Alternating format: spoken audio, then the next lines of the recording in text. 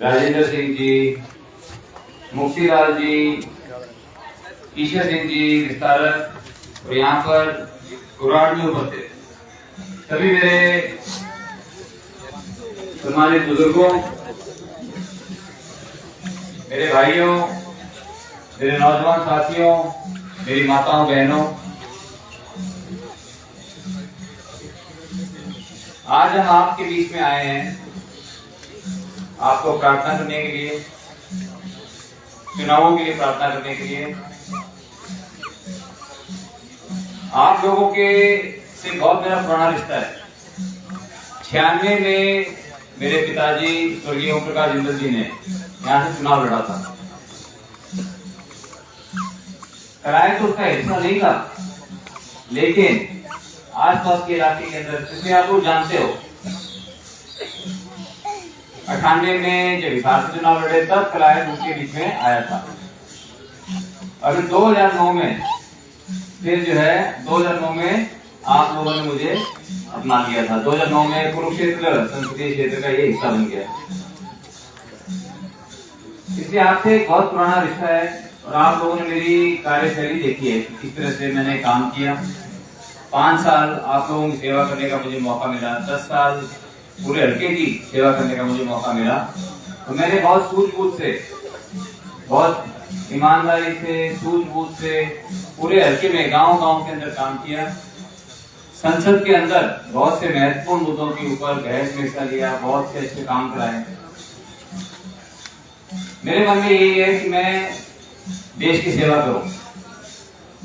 जो संस्कार बाबूजी ने दिए, उन संस्कारों पर चलकर मैं देश के काम आऊं। बाबूजी ये कहते थे कि लोगों के आशीर्वाद से परमात्मा ने हमें सब कुछ दिया। तो हमारा यही फर्ज बनता है कि हम भी समाज के काम आए, हरियाणा के काम आए, लोगों के काम आए, और जरूरतमंद की सेवा की सही मायने में ईश्वर की पूजा होती है। उनके बताए हुए रास्ते पर मैं चल रहा हूं और आप लोगों का प्यार और आशीर्वाद ये सबसे बड़ी हमारी ताकत है। अभी पूर्व मंत्री जी ने अभी बताई सारी बातों को कि किस तरह से भारतीय जनता पार्टी ने हर वर्ग के लिए काम किया है। सरकार हर द्वार, हर घर जो है सरकार पहुंची है किसी न किसी रूप में। और हमारे माननीय प्रधानमंत्री मोदी जी ने हमें एक विकसित भारत का सपना दिखाया है। वो विकसित भारत जिसके अंदर हमारे नौजवानों का भविष्य उज्जवल हो, हमारे किसान भाई संपन्न हो, हमारे मजदूर भाई खुशहाल हो, हमारी माताओं के लिए, बहनों के लिए वो सशक्त हो। जो आयुष्मान भारत के अंदर जो स्कीम निकाली है कि 70 साल से ऊपर किसी भी परिवार से हो तो सरकार उसके 5 लाख रुपए तक का खर्चा जो है सरकार दे करेगी। ये बहुत बड़ी बात है, ये बहुत बड़ा एक जो है माननीय मोदी जी का हमारे लिए तोहफा है। और अन्य बहुत स्कीमें, मैं उन बातों में नहीं जाना चाहता। मैं आप सभी से आपसे हाथ जोड़ के विनती करने के लिए आया हूँ कि आने वाले चुनाव में जात पात बिरादरी से ऊपर उठकर, दलगत राजनीति से ऊपर उठकर हमें ये देखना है कि हम अपने नौजवानों का, अपने बच्चों का भविष्य किस पार्टी के हाथों में दे रहे हैं, किस कैंडिडेट के हाथों में हम इन बच्चों का भविष्य हम दे रहे हैं। अगर कैंडिडेट अच्छा होगा, पार्टी अच्छी होगी, पार्टी की नीतियां अच्छी होगी, तो हम उम्मीद कर सकते हैं कि हमारे बच्चों का भविष्य उज्जवल होगा। उससे पहले इस सब वक्ताओं में सारी बातें गहराई से गई हैं, जिससे मैं आपका ज्यादा समय नहीं लूंगा। बस मैं आप सभी से प्रार्थना करने के लिए आया हूँ कि 11 तारीख को 11 बजे कलायत अनाज मंडी में एक रैली का आयोजन होगा। माननीय मुख्यमंत्री जी, नायब सैनी जी आएंगे। तो आप सबको भी मैं न्योता देने के लिए आया हूँ कि आप आकर के उनके विचारों को सुने, क्योंकि ये बड़ा सौभाग्य है हमारे लिए कि पहली बार कुरुक्षेत्र के जो सांसद, तब तक तो हमारे सांसद थे, आज हमारे प्रदेश के मुख्यमंत्री हैं। तो जब बहन जी जब जाएंगी, मंत्री जी जब उनके पास जाएंगी, जब हम जाएंगे उनके पास और कुराड़ की मांगों को लेके जाएंगे, तो क्या नाटेंगे थोड़ी ना। तो खुशी खुशी जो है हमारी मांगों को यह स्वीकार करेंगे, हमें ऐसा पूरा विश्वास है। और जो भी मेरे से भी हो सकेगा, मैं भी आप लोगों के बीच में रह करके हम अपने कुराड़ गांव को और सुंदर और अच्छा बनाएंगे। आप सबने मेरी बात को ध्यान से सुनिए। एक और रिक्वेस्ट, 25 तारीख को चुनाव है, 25 तारीख को आप सब जो है एक एक वोट आप भारतीय जनता पार्टी के कमल के फूल के निशान के आगे बटन दबा के अपना आप आशीर्वाद हमें देना। हम आपके सभी के बहुत बहुत आभारी रहेंगे। अब मैं एक ही बार बोलूंगा आपको, एक ही बार अपने जय का नारा बोलना है बहुत जोर से, भारत माता की धन्यवाद। बहुत धन्यवाद सभी ग्रामवासियों को, सभी माता बहनों को जिन्होंने में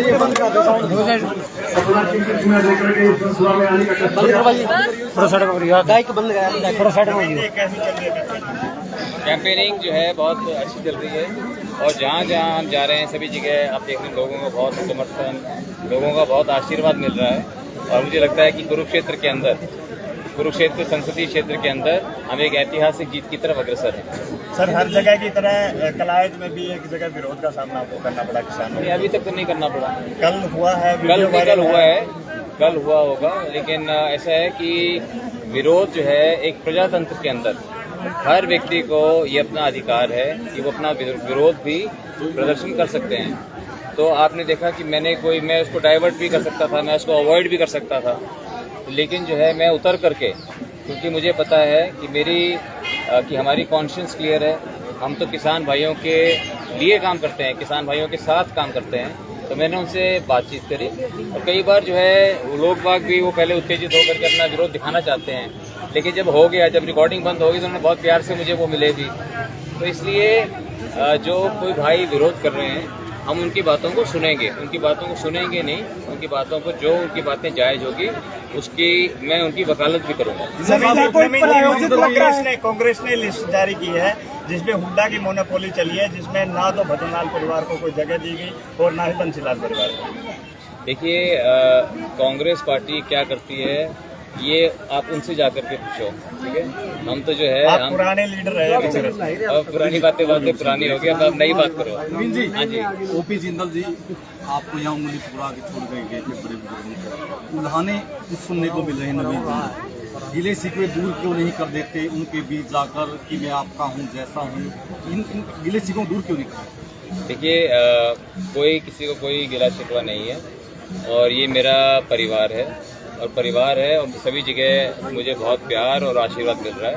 किसी का कोई गिला शिकवा हो भी तो गिला शिकवा भी हम दूर करने को तैयार हैं, गिला शिकवा भी दूर हो जाता है कोई, लेकिन ऐसा है नहीं।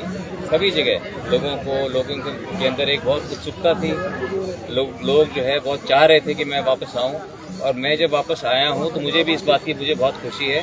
और भारतीय जनता पार्टी मेरे लिए कोई नई नहीं है। जब 96 में जिंदल साहब ने चुनाव लड़ा, जब 96 में लड़ा, 98 में लड़ा हरियाणा विकास पार्टी से, तब भारतीय जनता पार्टी और हरियाणा विकास पार्टी का गठबंधन था। इसमें जितने भी वरिष्ठ नेता हैं भारतीय जनता पार्टी के, आरएसएस, सबसे हमारे बहुत अच्छे संबंध हैं।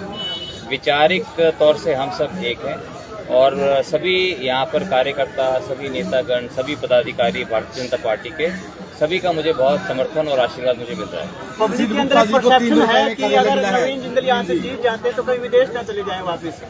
विदेश में बहुत बार गया हूँ और बहुत बार जाऊँगा, ठीक है। अब कोई दिल्ली जा सकता है, मुंबई जा सकता है, कोई रोक तो नहीं है।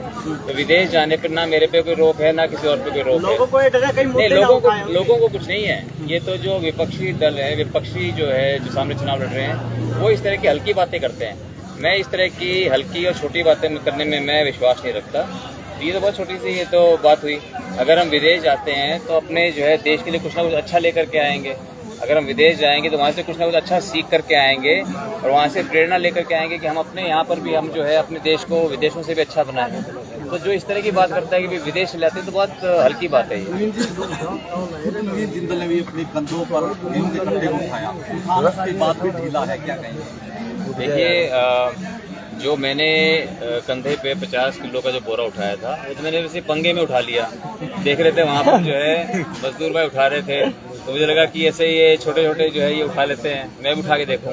तो लेकिन उठाने में जो है मुझे बड़ा जोर सा आया, एक बार बाईं तरफ गिरा, एक बार दाईं तरफ गिरा, फिर मैंने भी ठान लिया कि नहीं इसको उठा के छोड़ूंगा, तो उठा के किया। ये वैसे ही जो है इसका कोई और मतलब नहीं है। अब रास्ते में कुछ भी हो रहा हो तो जो है कई जगह मन करता है आदमी का कुछ करने का, तो मैंने मुझको किया, और जिसका और दूसरे का मन करे उठा के देख लो, ठीक है। तो इसमें कोई बड़ी बात नहीं है ना। तो सर फील हुआ कि मजदूरी और किसानी में बहुत ज़्यादा मेहनत है? बिल्कुल बिल्कुल, बहुत मेहनत का काम है। किसान जो है वो तो हमारे अन्नदाता हैं, किसान हमारे अन्नदाता हैं और बहुत महत्वपूर्ण भूमिका निभाते हैं देश को मजबूत करने के लिए। और हमारे मजदूर भाई भी जो है एक बहुत बड़ी भूमिका निभाते हैं, क्योंकि जो वो काम करते हैं बहुत से लोग नहीं कर सकते। तो इसलिए सभी की, समाज के अंदर, देश के अंदर सभी की एक अहम भूमिका होती है। हर एक व्यक्ति को अपना अपनी भूमिका निभानी है। कलायत अनाज मंडी में अभी आपका प्रोग्राम है शायद 4 बजे के आसपास। आपके आने से पहले रफ्तार पकड़ लिए उठान के काम ने वहाँ पे, क्या कोई पॉलिटिकल दबाव है? ये तो अच्छी बात है ना। अच्छी, हमारे जो प्रजातंत्र के अंदर जो जितने भी जनता के जो नुमाइंदे होते हैं, जनता के जो प्रतिनिधि होते हैं, हमारा काम ही होता है। अब ये तो है ही, जनता के प्रतिनिधियों को जनता पकड़ लेती है, अपनी बातों को हम रख सकते हैं। तो अगर हमारे वहाँ जाने से पहले अगर काम हो रहा है, यही हमारा उद्देश्य भी है, तो इसलिए अच्छी बात है कि काम हो रहा है। और देखिए इस सीज़न में क्योंकि उपज अच्छी हुई है, काफ़ी उपज हुई है, काफ़ी माल आ रहा है, तो उसको उठाने में थोड़ा टाइम लगता है, लेकिन उठ जाएगा सारा। उधर बैठे बराबर में बोल रहे थे 3 दिन के पास उड़न खटोला हमारे को भी एक फेरी लगवाते हैं। लगवा देंगे लगवा देंगे। जो उड़न खटोला है वो सब लोगों के आशीर्वाद से परमात्मा ने दिया हुआ है, और जो बैठना चाहे वो बैठ सकते हैं। ठीक है सर, शुक्रिया, धन्यवाद।